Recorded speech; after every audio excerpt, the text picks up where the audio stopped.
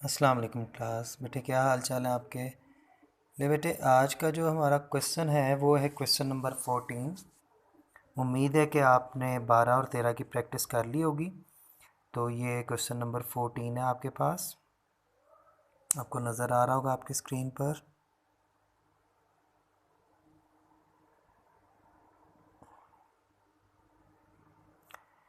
वो कहते हैं जी, Haider limited acquire the assets and liabilities of Rashid.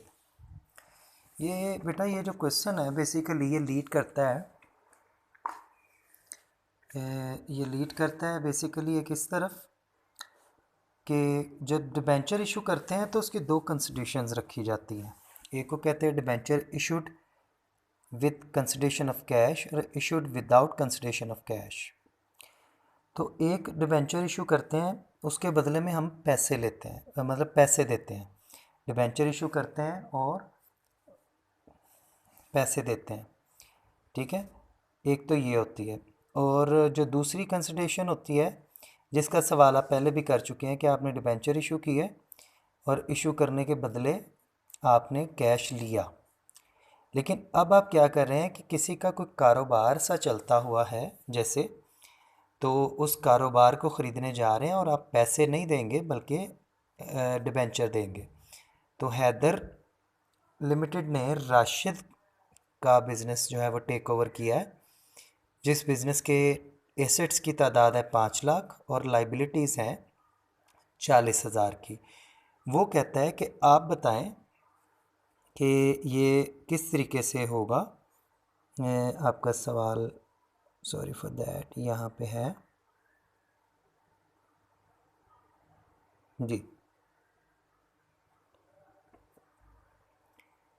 कि अगर राशिद के 5 लाख के एसेट्स हों और 40,000 की लाइबिलिटीज़ हों और राशिद इन तीन तरह से अदायगी का अंदाज़ा लगाना चाहता हो। अब देखिए बेटे, ये आप भी सिंपली समझ सकते हैं कि अगर कोई बिज़नेस है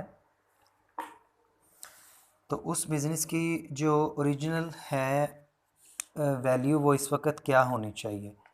तो आप अंदाज़ा लगाइएगा कि देखें, अगर 5 लाख के एसेट्स हों, ठीक है, 40,000 की लाइबिलिटीज़ हों, तो बिज़नेस की जो ओरिजिनल कीमत है वो तो बनती है 4,60,000 रुपये। ठीक है, तो हो सकता है कि हैदर 4,60,000 में ही बिज़नेस एक्वायर कर ले राशिद का। लेकिन ये भी हो सकता है बेटा कि वो इससे ज़्यादा पैसे, जैसे 4,80,000 का अगर एक्वायर करे तो फिर क्या क्या एंट्री करेंगे आप, और अगर 4,30 का एक्वायर करे बिज़नेस तो फिर क्या एंट्री करेंगे आप। तो ओरिजिनल वैल्यू आपको भी समझ आ रही है कि कारोबार की है 4,60,000, लेकिन अगर 4,80 के अंदर ख़रीदे तो क्या एंट्री करेंगे, 30 के अंदर ख़रीदे तो क्या एंट्री करेंगे, इसको हम आज समझेंगे। तो पहली एंट्री हम करेंगे बेटा, सबसे पहले आप टॉप पे देख रहे हैं कि मैंने ये आपने पूरा जर्नल फॉर्मेट बनाना है जैसे बनाते होते हैं इसका, ठीक है। तो जहाँ पे डेट होती है वहाँ पे डेट्स की बजाय ए बी और सी तीन तरह से हमने करना है, क्योंकि सवाल में उसने कहा है कि अगर ये कंसिडरेशन तय हो 4,60, 4,80 या 4,30 की, तो पहले मैं करूँगा 4,60 के साथ ए। तो एंट्री, फर्स्ट एंट्री होगी सन्ड्री एसेट्स डेबिट होंगे, सन्ड्री लाइबिलिटीज़ क्रेडिट होंगी। 5 लाख के एसेट, 40,000 की लाइबिलिटीज़ सवाल में बताई गई हैं। राशिद को हमने कितने देने हैं डिबेंचर्स, 4,60,000 के। तो ये पहली एंट्री हो जाएगी।